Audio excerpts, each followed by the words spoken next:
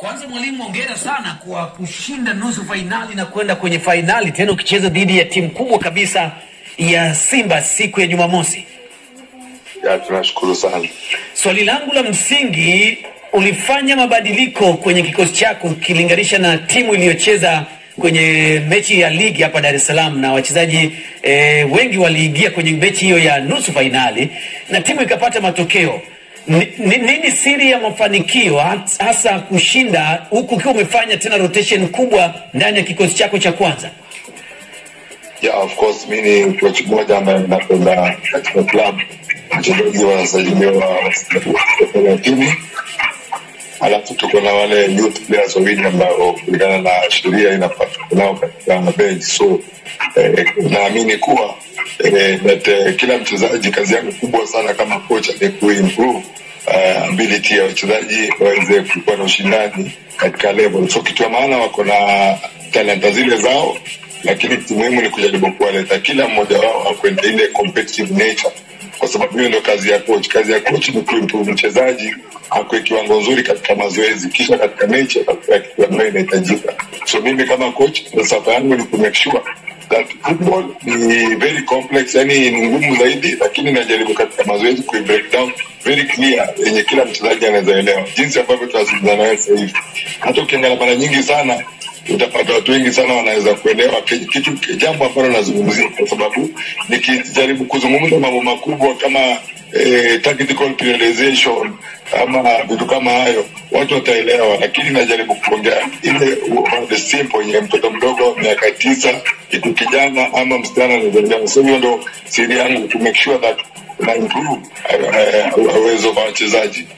Lakini pamoja na kuimprove uwezo wa wachezaji, utofauti wa kiufundi kwenye ile timu iliyocheza hapa Dar es Salaam na hiyo nyingine, utofauti ulikuwa kwenye sehemu gani? Kwa sababu hiyo ya huko ugenini huko kwenye kombe la CRDB ikacheza mpira na kushinda mpira mzuri na ikashinda, tofauti na iliyokuwa hapa Dar es Salaam, tofauti ilikuwa ni nini?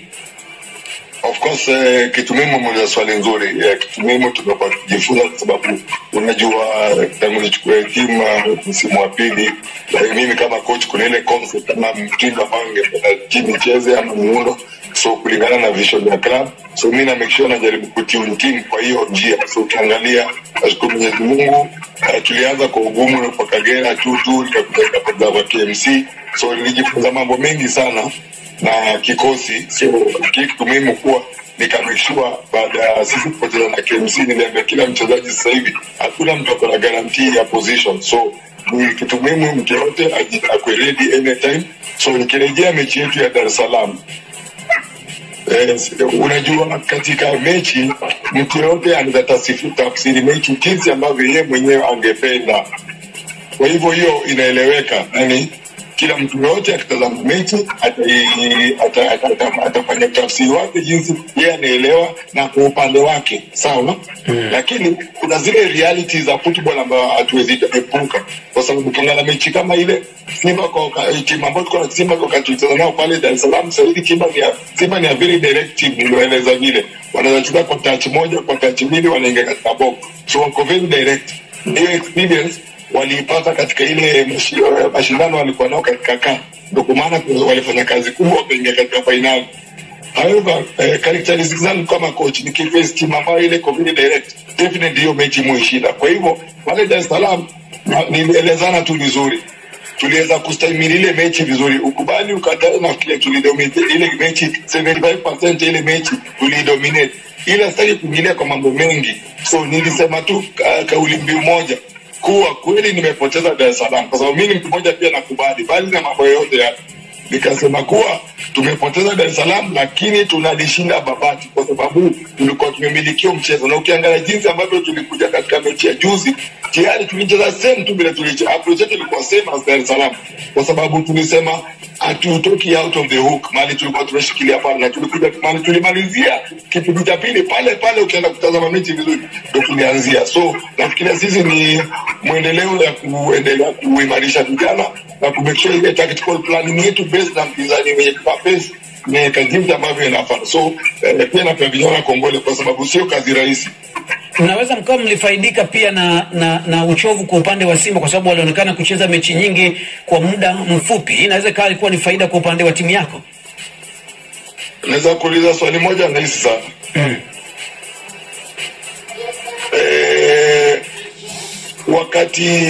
Wakati kuna mechi za viporo, sivyo? Mechi za viporo hutokea kwa nini? Kwa sababu kuna ratiba ilikuwepo, ndio maana zikuchezwa hizo za viporo. Na zikuchezwa kwa nini? Si unakuta timu ilikuwa kwenye ratiba ya kimataifa huko walikuwa wanacheza. Okay, si only hapa, ni standard practice in the world. Hata kuna positive kutapata timu inacheza inacheza Saturday, on Wednesday wanacheza ligi, lakini kwa sababu ya request za team sometimes unapata shirikisho letu ambalo ni nzuri zaidi wanatusikiza, sivyo?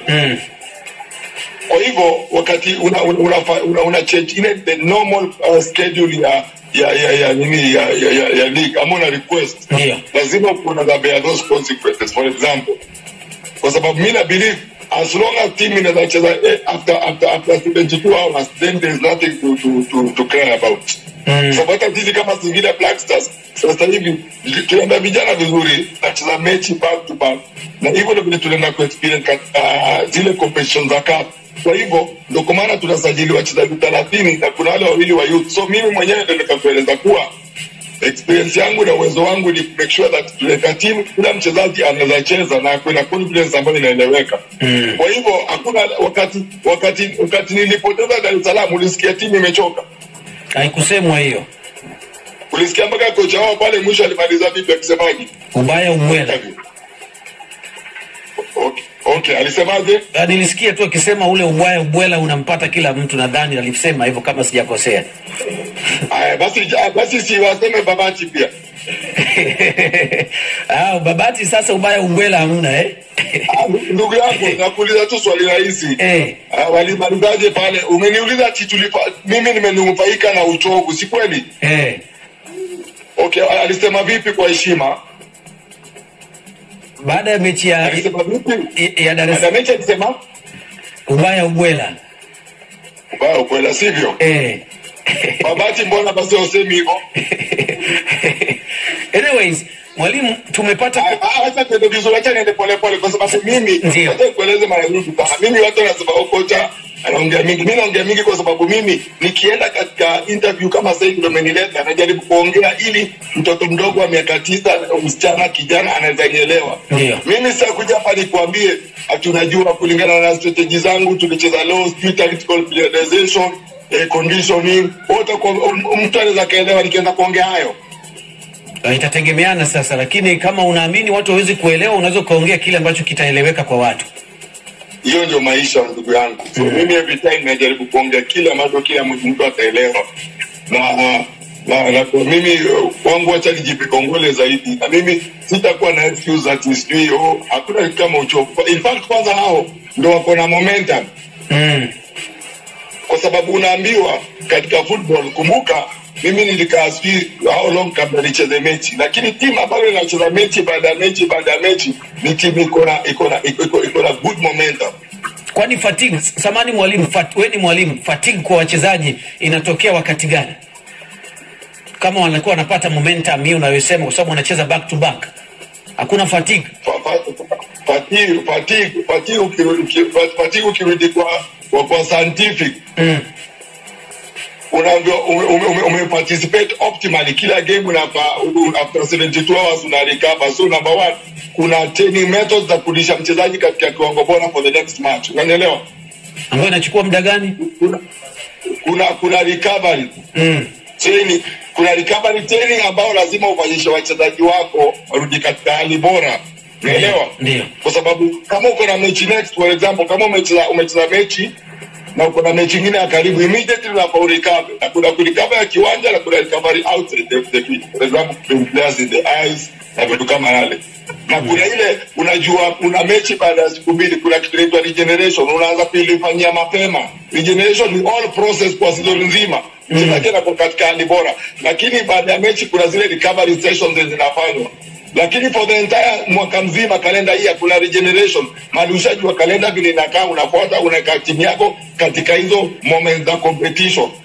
So kuna longer period ya regeneration na kuna shorter period ya recovery. That's why unasikia kuna zile isotonic drinks wachezaji wanakunywa, unaangalia tu Ulaya wanapewa zile wanakula kama wanatumia. Kuna ice, tumeka mchezaji katika ice, unaona? Kuna therapy ambazo wanapitia. So sasa hivi mali dunia imefika sasa hivi hautadia na mambo ya fatigue kwa sababu namba 1 ya fatigue pia ni nutrition. So nikuuliza leo, unataka kuniambia timu zetu kubwa hapa Tanzania hawapati chakula vizuri? Wanaweza kuwa wanapata.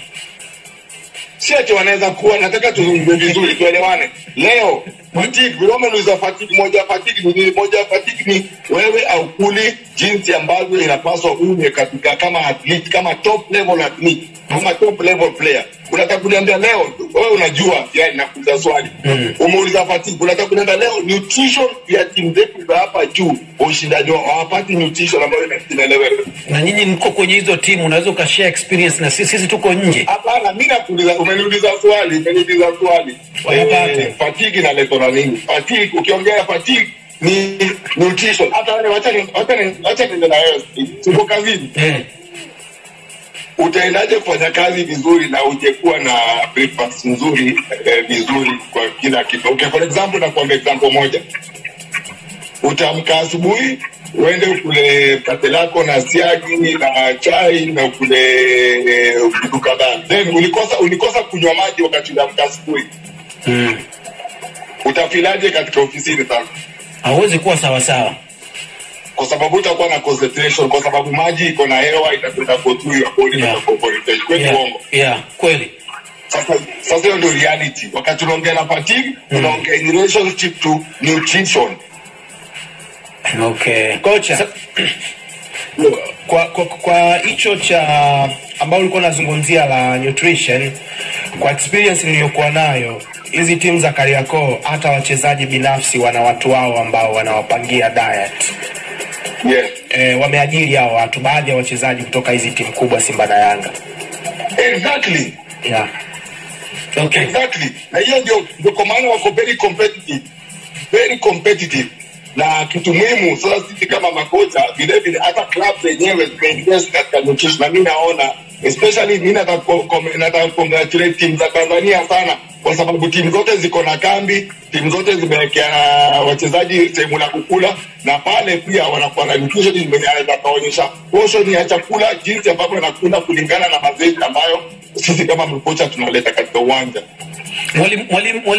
Mwalimu tunakuelewa, tunangoja tumalize na maswali kama mawili hivi. Swali langu la kwanza kwenye hayo mawili yaliyobaki, timu yako imesheni wachezaji wengi sana wa nje. Inaonekana nafasi ni finyu sana kwa wachezaji wa hapa Tanzania. Wakiingia unakuta mmoja, wanazidi wawili wakati mwingine. Manake hamna nafasi ni ndogo sana kwa wachezaji wazao. Na kuambia ndugu yangu, naangalia chini kisha niangalie juu. Ukiangalia investment about TFF, bahati nzuri mimi nilikuwa kule Tanga msiku uliopita na nilikuwa naangalia TFF yule kazi wanafanya pale Tanga kukuza pale wachezaji wadogo pale chipukizi. Ndio. Wanafanya kazi nzuri sana. Number 2 kwa sababu wanachezesha watoto wadogo the best, wanacheza against the best. Sawa, kumbuka pale age under 13 na 15 na 17 naona pale TFF. Hata ukiangalia utapata mazoezi jioni. Sasa kama wewe mtoto wa miaka 15 wanacheza the best among the best hapa akiwa na miaka 15. So, hebu kuja katika NBC Premier League ambayo namba 4 na soon itakuwa namba 3. Kitu ambacho tunasema ukipata quality ya mimi timu yangu hapa katika wote nikupeka katika Singida Black Stars mimi sina ati mchezaji ni nani huyu ni wapi siku wapi, nawaambia nyinyi wote ni top professionals. So mfanyeni mazoezi kama top professionals, competing for the numbers. Na angalia juzi kama mchezaji Edmund hapa tunaanza naye wing kule 11. Edmund, yeah. Very young player, ameonyesha ability yake kwa sababu ile confidence tuko nao na wachezaji wetu tuko nao. Sasa sisi atuangalie hiyo ni picture kwa ligi ya Tanzania leo. Kama utaangalia yule anatoka nje na wazao utakuwa na kosea sana kwa sababu wale wazao ambao wako juu katika NBC Premier League wako top players equal na wale wachezaji ambao wako pale. Hiyo ndio tunataka kueleza leo. Kwa maana ukiangalia juzi Taifa Stars wako wapi sasa? Wamequalify ama hawajaqualify Nations? Wamequalify. Yeah. Sawa. Kwa maana leo tunawasema Mzizi aende acheze Leon, si kweli? Kweli. So ndio mimi nakueleza leo, hiyo mambo sijui nani ama hakuna. Ligi ya NBC Premier League sasa hivi mchezaji wote ako pale juu, wale ni top professionals, yani huwezi wageuza na rangi. Okay, asante sana mwalimu Ouma. Lakini vipi sasa mechi yako na Yanga ya fainali, tutarajie ushindani ama tutarajie chochote kinaweza kutokea? Mimi nataka kueleza ndugu yangu kitu moja, na acha ni vizuri sana, nataka kuwashukuru sana mmenipa hii fursa ya kuzungumza. Nataka kueleza coaches, tunasema coaching uanga ndio uko pale, coach ina kenye na kuweka pale ni outcome ya kila mechi. Kwa hivyo ukiniuliza, baada ya kushinda tu mechi ya juzi ya Simba, nilitamani sana kushinda hiyo mechi ya finali nibebe kombe immediately. Sasa ndio ile mambo nataka kueleza. Ndio. Lakini pia acha nirudi kwa historia kidogo, kwa sababu mimi wanpole kidogo. Sometimes niko very humble, niko down to earth. Lakini nataka kurudisha kwa kumbukumbu kidogo. Unataka muende kuangalia Septemba tarehe 6 mwaka wa 2012. Ndio. Septemba tarehe 6 mwaka wa 2012, Benjamin Mkapa, nilikuja na timu inaitwa Sofapaka kutoka Kenya, tukiprepare CAF Confederation Cup pale Benjamin Mkapa. So Simba niliwapiga 3. So si ati ni kitu nafanya sasa hivi. Ndio. So mimi kwangu niko humble. Sometimes mtu anaweza kwa sababu naongea simple language, wanaweza ni mistake. However, the quality ama the work itaonekana in time. Okay. Kocha David Ouma, unaonekana unaenjoy sana kuwachapa Simba. Si kuenjoy kuchapa Simba, ni kutimia kwa malengo yetu kama Singida Black Stars. Alright. Siku ya Yanga pia mkikutana na Yanga pale, basi watu waione ile nginja ile yenyewe mwalimu Ouma. Mimi perception si hivyo. Perception yangu hivyo, si kama coach. Kila mechi ni muhimu. Kwangu si ati kushinda Simba ndio nimestimuka zaidi hapa. Maana mkikutana na Yanga timu yako inakuwa rojo. Black Stars washaingia finali katika CRDP. Bado. Okay, kama tumeingia ndani, kwa hivyo unilimit yangu ya kuingia finali. Sisi tulikuwa tunaangalia hizo reference hapo nyuma mkicheza na Yanga, na ndio maana sasa watu wanahisi hata finali yako na Yanga utakuwa rojo sana. Siko kwa hiyo debate kabisa. In fact kwangu kama kocha ukiniongelesha hivyo iko very unfair in the first place, kwa sababu number 2, nikikuuliza katika ligi, wakati nilikuwa na shida zile mechi za ligi, mbona uko nasema tulicheza JKT walikuwa unbeaten kule kwao, tulienda JKT tuliwafunga kule, tulicelebrate. Mbona unicongratulate wakati JKT ni timu ngumu sana. Timu gani imeshinda kule JKT, nieleze? Mwalimu, muda umetutupa. Ngoja tu kidogo. Ndio kitu cha maana, kwa sababu mimi sometimes watu wananimisquote. Hata kuuliza leo ile ushindi timu gani imeshinda kule JKT? Simayo kule Singida Big Stars, Black Stars. Hakuna timu lolote imeshinda season hii. Singida Big Stars, Black Stars imeshinda, si kweli? Ni kweli. Kocha ongea sana. Tuko sana wakati tulishinda. Mbona muongelee ile? Tuliongea wakati huo, tuliongea. Mimi naomba ndugu zangu, sikizeni ndugu zangu. Naomba ndugu zangu, napenda kila mtu, napenda mashabiki wa Tanzania, wanajua mpira zaidi. Lakini tafadhali kwa heshima, kama mimi kocha, tuheshimiane tu kama makocha wote kwa dunia, kwa sababu dunia zetu tukiekela kwa meza wote, hata wengine mtashangaa. Sisi tuko humble, mimi am humble, lakini don't mistake, I'm only mistake. Hiyo reality. Asante sana mwalimu, asante sana kwa muda wako. Asante sana, nawashukuru sana. Asante sana mwalimu David Ouma. Huyo Hans, umemsikia mwalimu Ouma? Ulitaka interview. Nimepata.